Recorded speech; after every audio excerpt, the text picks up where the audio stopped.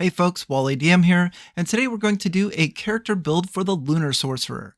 Now if you're familiar with the character builds on my channel, you know that I like to build a character on theme rather than optimization, but with the Lunar Sorcerer there's really not a lot of moon theme abilities or spells.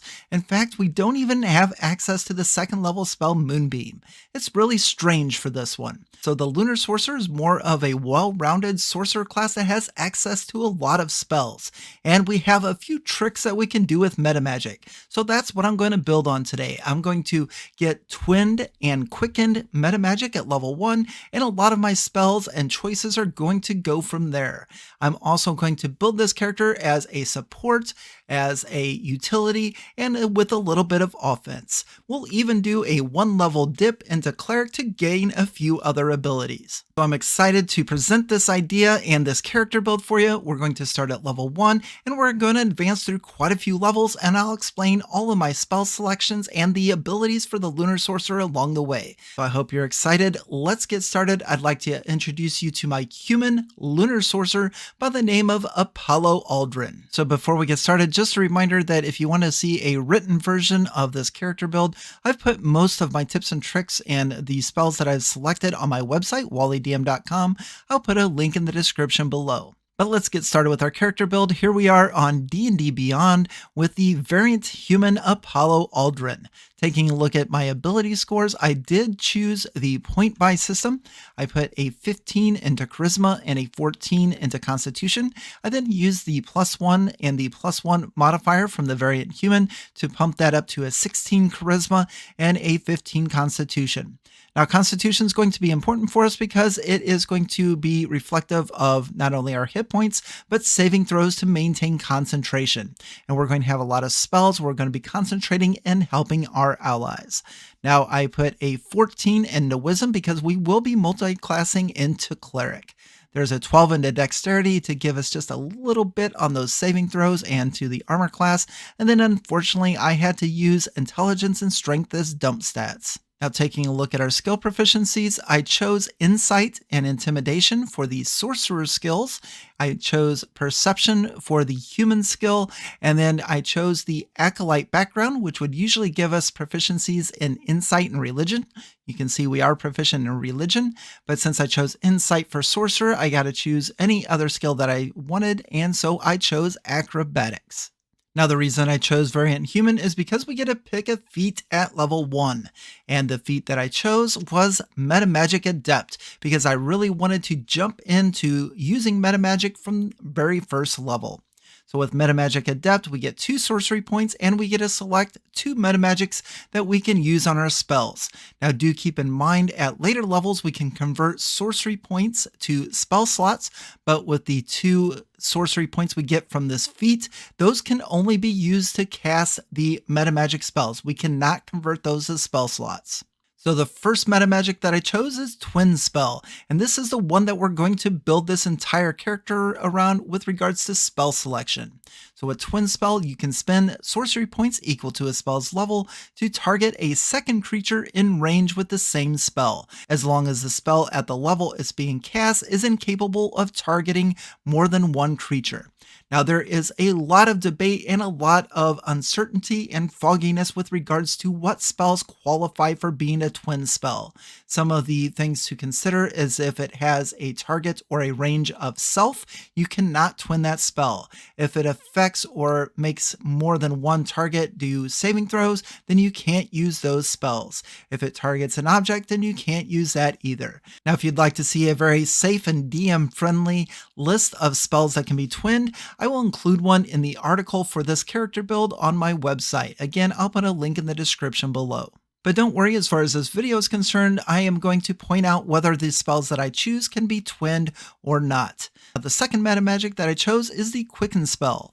When you cast a spell that has a casting time of 1 action, you can spend 2 sorcery points to change the casting time to 1 bonus action for the casting. Now, when we use Quicken spell, we have to be conscious of the rules that involve spell casting. We are only allowed to cast 1 leveled spell in a turn. So if we cast cast, let's say, a Chromatic Orb, which is a first level spell, and we quicken that to cast it as a bonus action, that means that we cannot cast another leveled spell of first level or higher with our normal action. We can only cast a cantrip. So what I like to do with Quicken Spell is I like to cast something using the Quicken Spell Metamagic as a bonus action, and then I'll use my action to either fire a cantrip for more damage, or I'll use it to disengage and run away if I've been engaged in melee combat. These are possibly the two best metamagics that you can get as a sorcerer. So now let's take a look at the abilities and the spells that we're going to get as a Lunar Sorcerer. At first level, we get Lunar Embodiment. You learn additional spells when you reach certain levels in this class. Each of these spells counts as a sorcerer spell for you, but it doesn't count against the number of sorcerer spells you know. Now, if you've been researching the subclass online, you're probably going to come across quite a few social media posts and forums that are super excited about this subclass. And one of the reasons why is because the Lunar Sorcerer gets a crazy amount of spells that don't count against these spells that you know. And in fact, at first level, we get 3 of them. A lot of subclasses, not just Sorcerer, would only get up to 2 spells that would not qualify against their maximum amount of spells that they can have.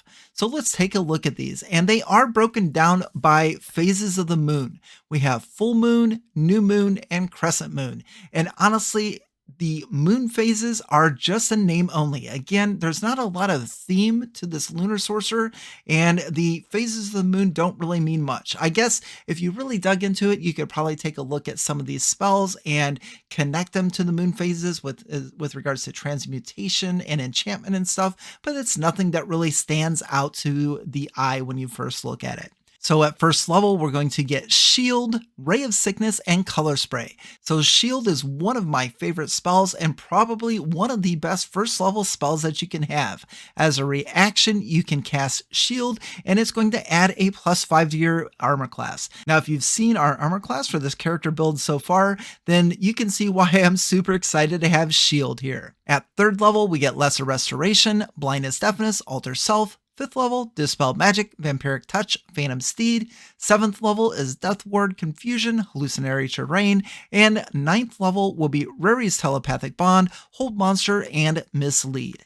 Now, when we finish a long rest, we have to choose a phase of the moon, and that will either be full moon, new moon, or crescent moon. Now, the only thing that the moon phase that we select affects at this point in our adventurer's career is which of these 3 first level spells do we get a free use of.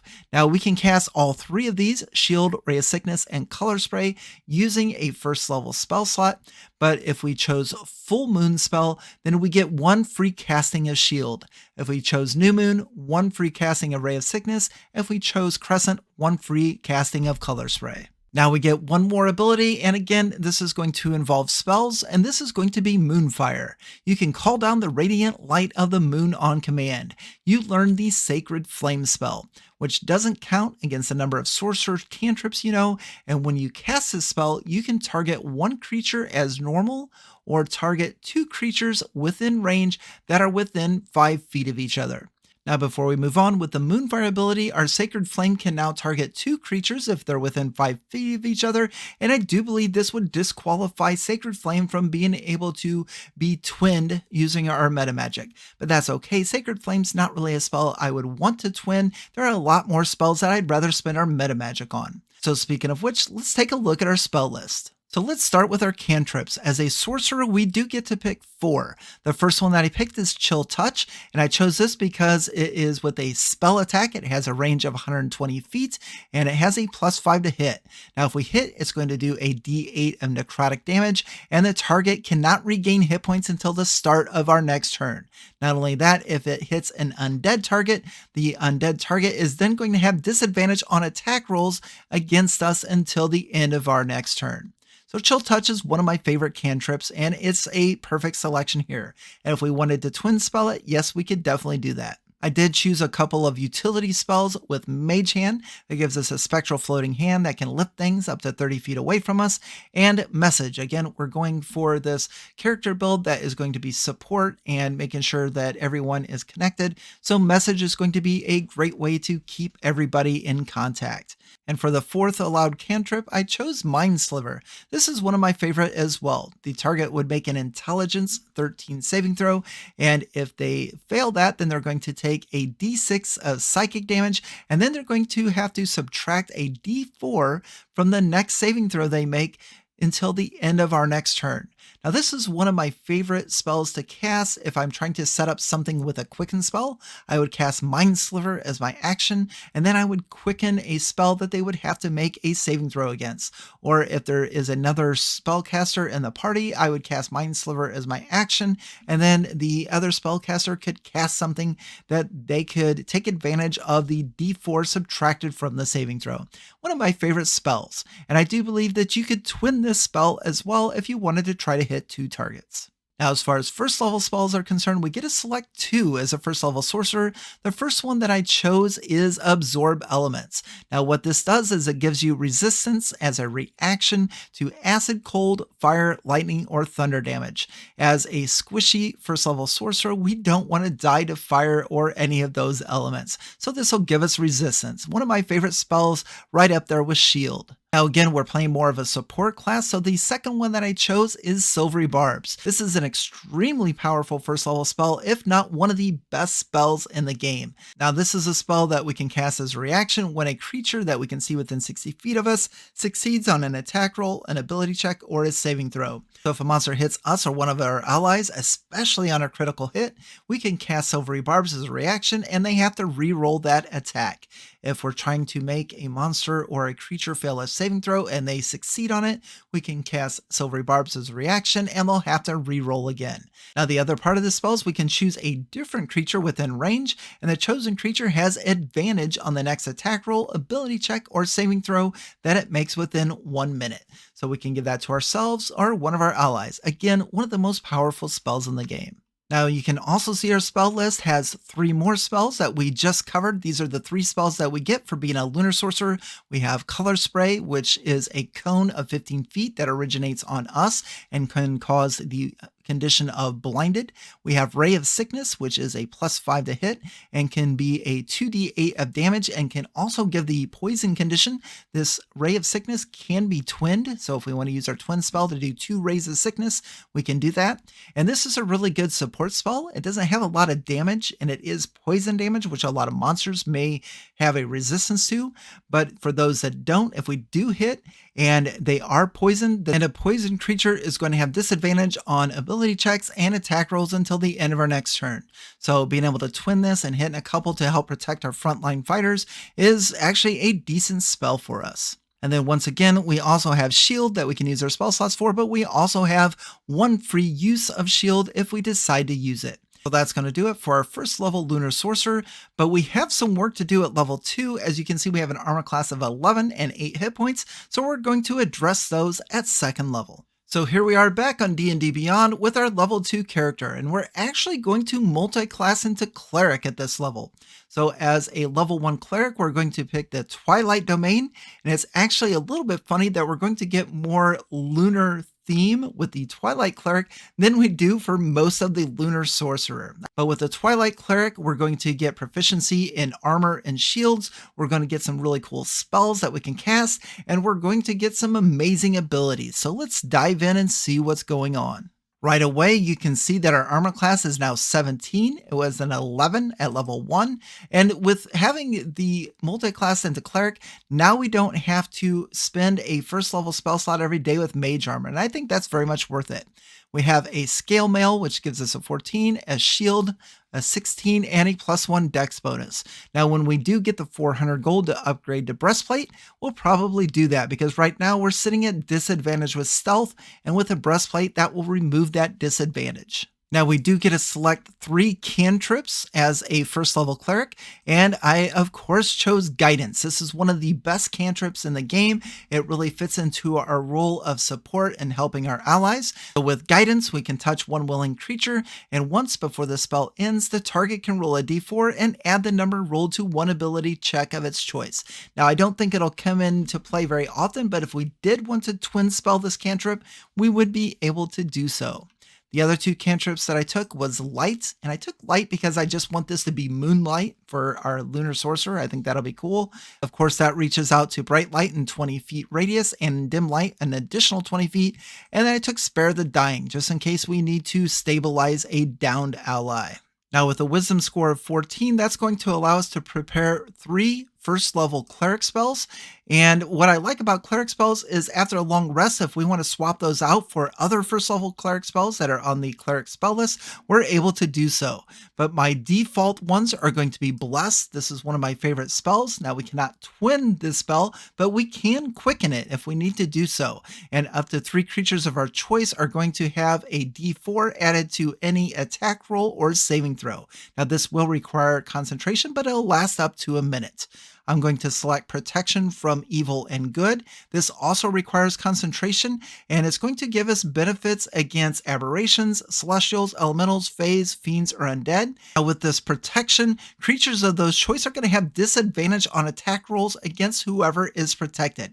And also they can't be charmed, frightened, or possessed by them. And this is a spell that we can twin. We could put this on ourselves and an ally or on 2 allies. And then I wanted a healing spell, and it was between Cure Wounds and Healing Word, and I chose Healing Word. Now, both of those spells can be twinned, so we can hit 2 targets with those, but with Healing Word, we have a range of 60 feet, where if I wanted to twin spell Cure Wounds, I'd have to be standing by both targets and being able to touch both of them. So I'm going to go with Healing Word for now, although I may swap that out to Cure Wounds depending on the situation. Now, with regards to other spells that you could select, you could probably swap out Bless for Bane if you wanted to, or Protection from Evil and Good for Shield of Faith. Those are all great spells that would help this character.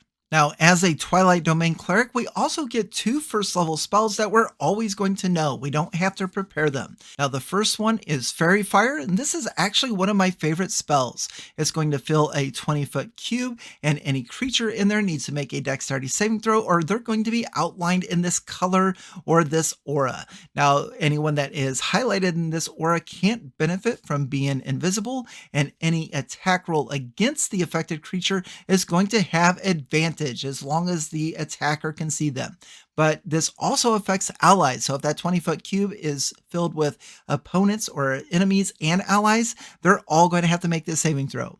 Now, one of the bad things about this is our wisdom is really not going to increase any at all. So at this level, we're looking at a dexterity of 12. That should be a really easy saving throw for most creatures to be able to make. But don't forget, we also have silvery barbs. So if we really need them to fail that, then we can use silvery barbs and make them re-roll. The other spell that we always have at our disposal is Sleep. Now this is a classic spell, although we probably won't use it very often, but it's nice to have just in case. Now in addition to spells, we're also going to get some really cool Twilight Domain features.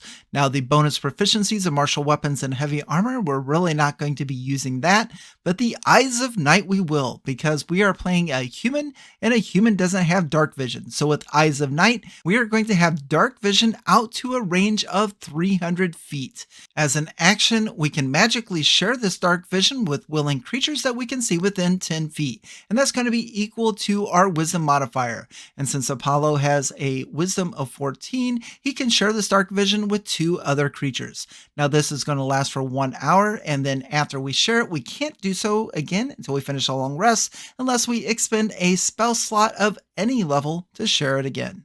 And then we also get an ability called Vigilant Blessing. As an action, we can give one creature, maybe even ourselves, advantage on the next initiative roll the creature makes. The benefit ends immediately after roll, or if you use this feature again. So we can do this in the morning, perhaps give ourselves the Vigilant Blessing, and it's going to last all day until we roll initiative. A really cool ability. So that's going to do it for our multi-class. We're only taking 1 level in Cleric. It's going to be Lunar Sorcerer from here on out. So let's see what's in store for Apollo at level 3. So here we are with Apollo at level 3, a Lunar Sorcerer with 1 level of Twilight Cleric. Now, as a 2nd level Sorcerer, we're going to get an ability called Font of Magic. This is going to give us 2 sorcery points that we can use for Metamagic, but we don't actually get to select more Metamagic until level 3.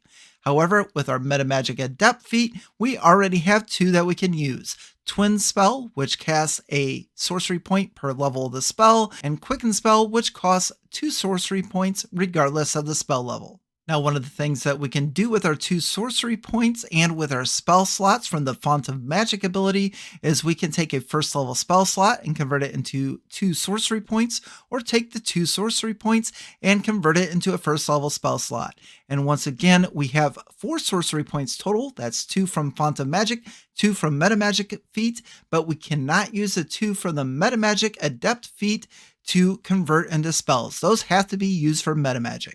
Now we do get to select another 1st level sorcerer spell, and I have chosen Chromatic Orb. It's going to give us a little bit of offense. Now this is an attack roll to hit, and at our current level it's going to be a +5, and we can choose the type of damage, whether it be acid, cold, fire, lightning, poison, or thunder.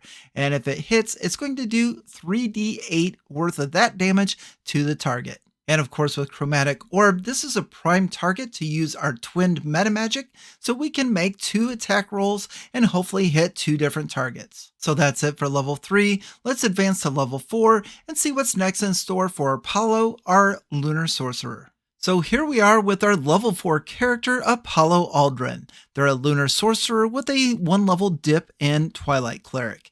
Now, as a level 3 sorcerer, we get Metamagic. Now, this is going to bring our sorcery points up to 5. We're going to have 3 from the level that we're on and 2 from our Metamagic feat. But now we also get to choose 2 more Metamagics from this ability. So the 2 that I've chosen, the first one is Heightened. This is going to allow us to spend 3 sorcery points to give 1 target of a spell disadvantage on its first saving throw made against this spell. Now this will come into play a little bit later, but since we don't get to select another Metamagic until level 10 Sorcerer, I felt that it was okay to pick it at this time, but we'll probably use this more in a few levels down the road.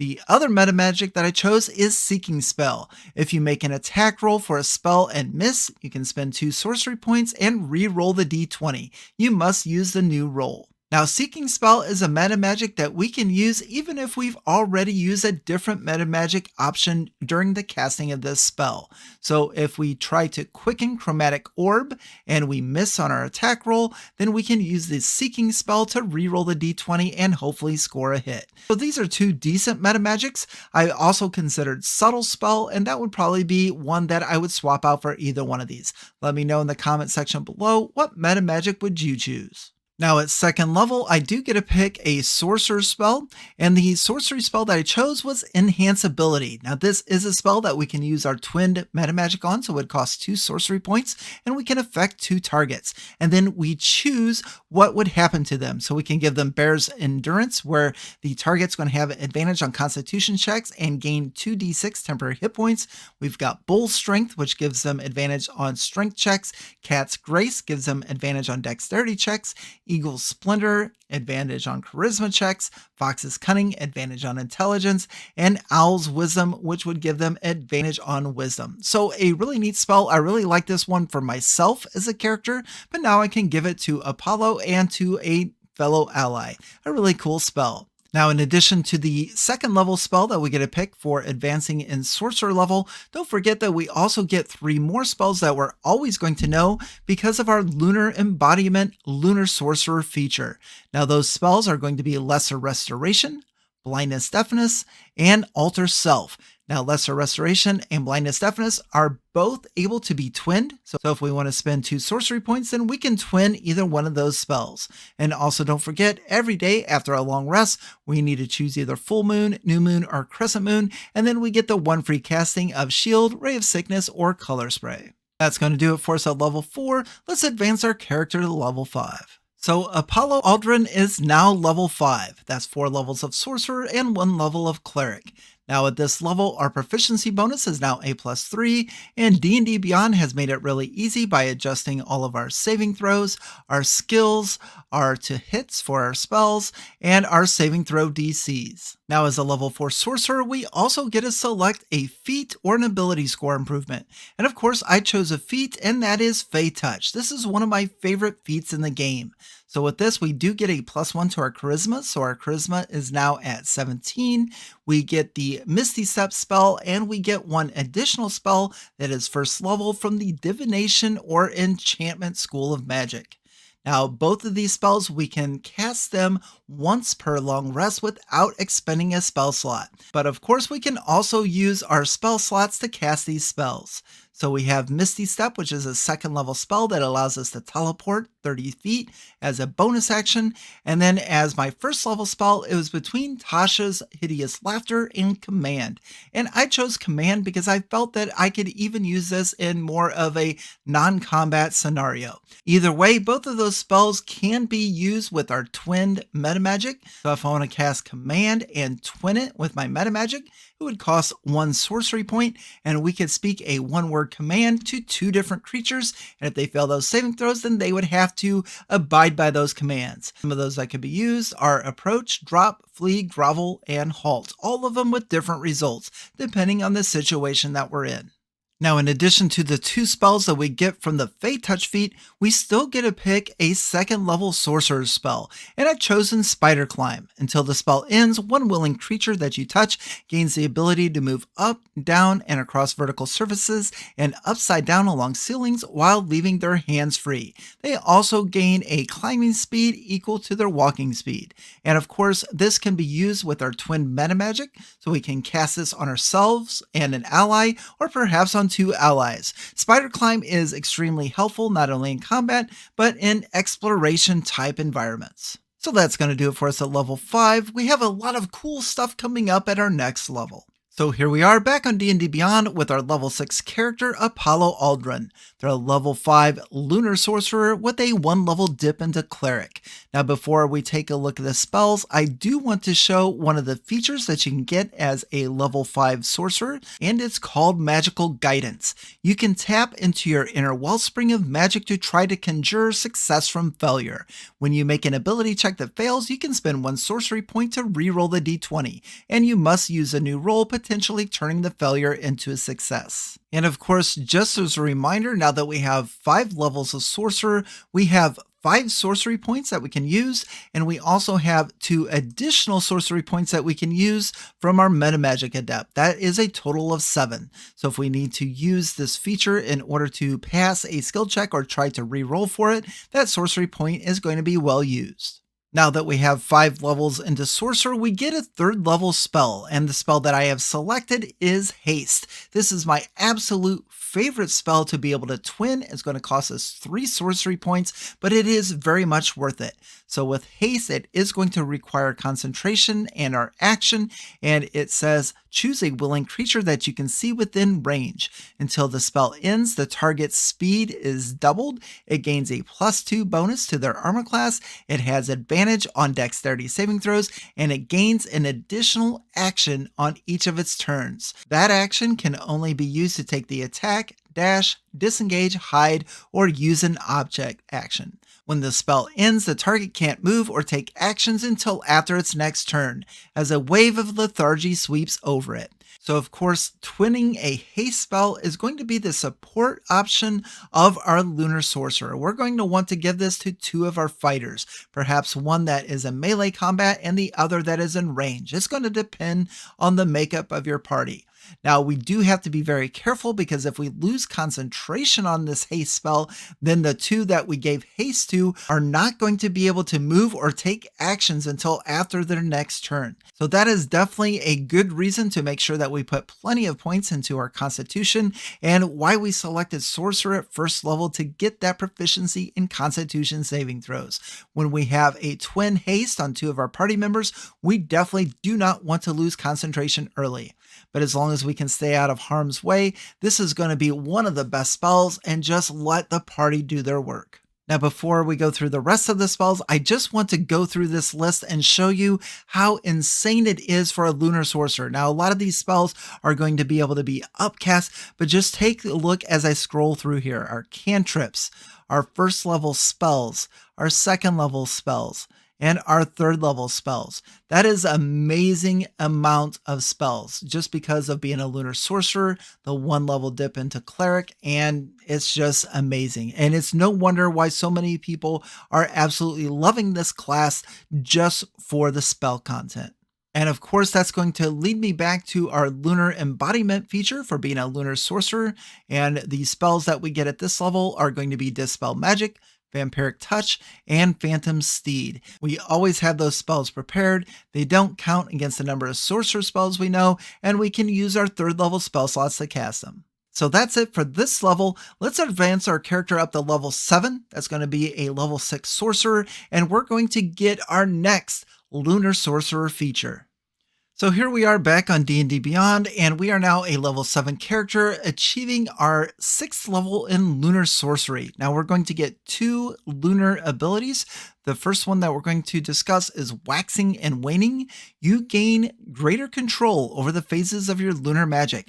As a bonus action, you can spend 1 sorcery point to change your current lunar embodiment phase to a different one. You can now cast 1 first level spell from each lunar phase of the lunar spells table once without expending a spell slot, provided that your current phase is the same as the lunar phase spell. Once you cast a lunar phase spell in this way, you can't do so again until you finish a long rest. Now, I'm not really too sure that I would use this ability, but what it's saying is that we can expend a sorcery point to change the phase of the moon that we're in. So if we're currently in the full moon and we have access to that 1 use of shield and we want to switch over to new moon, and then we can get that 1 free use of the ray of sickness, then we can do that. But of course, there's also another reason that we may want to be in different lunar features, and that's going to lead us to our second ability called Lunar Boons. So with this feature, the current phase of your lunar embodiment can affect your metamagic feature. Each lunar embodiment phase is associated with certain schools of magic as shown here. So with full moon, it's going to be abjuration and divination spells.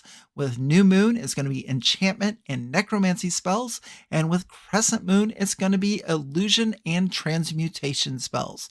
Now, for those of you that do have the hardback or the physical copy of the book, I believe the books have a misprint when it comes to the schools of magic. So I do believe that we are currently looking at the correct schools of magic for these 3 phases of the moon. So if you're looking at your book and it's different from what you've seen here, that is because the book was a misprint. Now, whenever you use Metamagic on a spell of a school of magic associated with your current lunar embodiment phase, you can reduce the sorcery points spent by 1 to a minimum of 0. You can reduce the sorcery points spent for your Metamagic a number of times equal to your proficiency bonus, and you regain all expended uses when you finish a long rest. So I think the easiest way to explain this is to take a look at a few examples. Now, up until this level, most of the time I'm going to be in the full moon phase. That way I get that free use of the shield spell. Now that's going to be abjuration and divination spells. However, when I get this ability, I'm going to be spending most of my time in the crescent moon phase, which gives us the free use of color spray. And that's going to allow us to save on metamagic points or sorcery points with illusion and transmutation spells. So with that in mind, let's say I wanted to twin cast Haste. So in order to twin cast this spell, that would cost me 3 sorcery points. But if I am in the crescent moon phase, that means transmutations get a discount on the sorcery points used for metamagic. So this would only cost me 2 points if I wanted to twin this and I was in the crescent moon phase. Now, if I was in the full moon or new moon phase, then haste would still cost me 3 sorcery points. Taking a look at another example, if I want to quicken the bless spell, that usually costs me 2 sorcery points to quicken it. If I'm in the crescent moon phase, this is an enchantment spell, that's not going to qualify. It'll still cost me 2 sorcery points. But if I am in the new moon phase, the new moon phase is going to include enchantment and necromancy spells. And since Bless is an enchantment spell, I can cast this with my Metamagic, and it will only cost me 1 sorcery point to quicken it. Now, if you have any questions at this point regarding the Lunar Sorcerer, Metamagic, sorcery points, the spells that I have selected, the phases of the moon, or if I have gotten anything wrong, please leave a comment below. Now, before we move on, I do want to mention 2 more things. The first one is that we do get to pick another 3rd level spell for our sorcerer level, and I picked Fireball because sometimes you just need an area of effect spell. The second thing that I'd like to point out is we now have a 4th level spell slot, so we can upcast some of our spells. We're actually going to get 4th level spells at our next level, but do keep in mind that if you try to upcast a spell and it increases the targets, like with Enhance Ability, it says at higher levels when you cast this, you can target an additional creature. Those spells cannot be twin cast at a higher level. That was a lot to cover for level 7, but now we're going to advance our character up to level 8, and I'm going to combine with that level 9, and we're going to take a look at an ability score improvement and some 4th level spells. So here we are back on D&D Beyond with Apollo Aldrin. We are a level 9 character that is going to be 8 levels into Lunar Sorcery and 1 level into Cleric. And as a level 9 character, we now have a proficiency bonus of +4. And of course, D&D Beyond is going to take care of adjusting our saving throws, our skills, our 2 hits, and our saving throw DCs.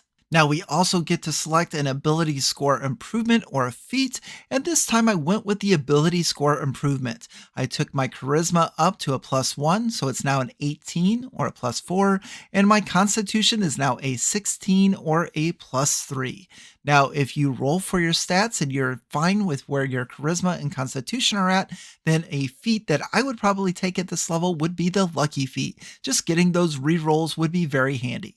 Now, when we advanced to level 8, our sorcerer level was a level 7, and that unlocked our lunar spells. So we get 3 more spells that we just automatically know, and we can use our 4th level spell slots to cast them. We're going to get Death Ward, Confusion, and Hallucinatory Terrain. Now, Death Ward is a spell that can be twin cast, so we can use our twin Metamagic on it, and it is also a very good spell. It's a spell that lasts for 8 hours, protects a creature from death, or 2 creatures from death if we twin cast it. Again, we are playing a support class here, and what happens is if that target is reduced to 0 points as a result of taking damage, they're reduced to 1 hit point instead. Now, of course, this is an abjuration spell magic, so if we are in our full moon spell, then we can save on the meta magic, and it'll only cost us 3 to twin it instead of 4, but I still believe that we're going to be in the crescent moon phase most of the time. So let's take a look at the 4th level spells that I have chosen for our sorcerer level. The first one that I would take is Greater Invisibility. You or a creature you touch becomes invisible till the spell ends. Anything the target is wearing or carrying is invisible as long as it is on the target's person. This means that as long as we hold concentration, the target is going to be invisible, whether they're casting spells, attacking, or whatever they're doing. And this is a spell that we can twin cast, so it would cost us 4 sorcery points to have this put on 2 different creatures, or we can use 3 sorcery points if we are in the crescent moon phase, because it is an illusion spell. And I wanted to stay within the crescent moon phase, so the other 4th level spell that I chose, this one would be at the next level, level 9, would be Polymorph. This is a transmutation spell, and again, this is another spell that we can twin if we want to do that, and we can either transform a willing creature to if we twin it, or we can transform an unwilling creature. They would have to make a wisdom saving throw with a DC 16. So Polymorph is a really good spell. We can do something really awesome for our allies, or something really nice and sweet and harmless if we're targeting an enemy. So this is where I'm going to end the character level advancement. I think level 9 is a good place to stop, but let me know in the comment section below, where would you take this character next for levels 10 and above? But before we end the video, I do want to go over the level 14 and the level 18 abilities of the Lunar Sorcerer. So the next Lunar Sorcerer abilities we get are at level 14, and that one is called Lunar Empowerment. The power of a lunar phase saturates your being. While you are in a lunar embodiment phase, you also gain the following benefit associated with that phase. Full moon. You can use a bonus action to shed bright light in a 10-foot radius and dim light for an additional 10 feet, or to douse the light. In addition, you and creatures of your choice have advantage on intelligence, investigation, and wisdom perception checks while within the bright light that you shed. If we're in the new moon phase, you have advantage on dexterity stealth checks. In addition, while you are entirely in darkness, attack rolls have disadvantage against you. And then finally, Crescent Moon, you have resistance to necrotic and radiant damage. I think out of the three of these, I really like the New Moon ability the best, but I could see uses for all three of these. And just as a reminder, we can change our moon phase after a long rest, or we can use our Waxing and Waning ability, spend one sorcery point and a bonus action to flip to a different phase of the moon. And I could probably see doing that if we're going from exploration with a full moon or a new moon, and then we are going into combat with something that might cause necrotic damage, and we may want to switch to the Crescent Moon phase. Still, these are some really cool abilities for the Lunar Empowerment, and here we are at 14th level, finally getting a little bit of that moon theme from the Lunar Sorcerer. Now, our final Lunar Sorcerer ability is at 18th level, and of course for our character build, that's going to be at 19th level because we multi-classed one level into Cleric. So Lunar Phenomenon reads as follows. As a bonus action, you can tap into a special power of your current Lunar Embodiment phase. Alternatively, as part of the bonus action you take to change your lunar phase using the Waxing and Waning feature, you can immediately use the power of the lunar phase you are entering. So as a regular bonus action or as part of a bonus action to change phases, we can use Full Moon. You radiate moonlight for a moment. Each creature of your choice within 30 feet of you must succeed on a Constitution saving throw against your spell save DC or be blinded until the end of the next turn. In addition, one creature of your choice in that area regains 3d8 hit points.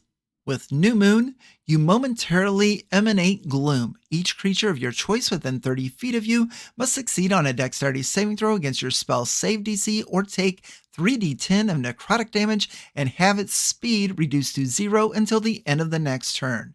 In addition, you become invisible until the end of your next turn, or until immediately after you make an attack roll or cast a spell. And then finally, we have Crescent Moon. You can magically teleport to an unoccupied space you can see within 60 feet of yourself. You can bring along one willing creature that you can see within 5 feet of you. That creature teleports to an unoccupied space of your choice, and you can see within 5 feet of your destination space. In addition, you and that creature gain resistance to all damage until the start of your next turn. Wow, that's pretty good. Once you use one of these bonus action benefits, you can't use the benefit again until you finish a long rest, unless you spend 5 sorcery points to use it again. So those are some really unique abilities. Don't forget we have Silvery Barbs. So with regards to those saving throw DCs for Full Moon and New Moon, if we really want those targets to fail those saving throws and they roll success, we can attempt to make them re-roll with Silvery Barbs. But I think out of all three of these abilities for Lunar Phenomenon at 18th level, my favorite's got to be the Crescent Moon. Being able to get a Dimension Door effect and gain resistance to all damage until the start of your next turn, that is really good, especially in a big boss battle. So that is my character build for the Lunar Sorcerer. This is a new subclass that you can find in the 5th edition book, Dragonlance Shadows of the Dragon Queen. Now I have to admit I was a bit disappointed that we couldn't build around more of a moon theme for the Lunar Sorcerer, but I think this character build came out really well. I really enjoyed all the spells that we chose and how we're using them with Metamagic, how we optimize our Metamagic with that level 6 ability and getting the level 1 feat to give us a few more sorcery points. And I think this would be a great character to play if you're looking for utility or support. And my goodness, look at that spell list. If you want a sorcerer with all of the spells that you can get, this has got to be the class for you. So in the comment section below, let me know what you think of this character build. What did you think of the spell selection, the Metamagic selection, and that 1 level dip in Cleric? Is this a character that you would be interested in playing? And if so, what would you do differently? And if you want to take a look at the PDF of this character build along with these spell selections, you can find them on my website, walleydm.com. I'll put a link in the description below. Thank you very much for watching, and on to the next.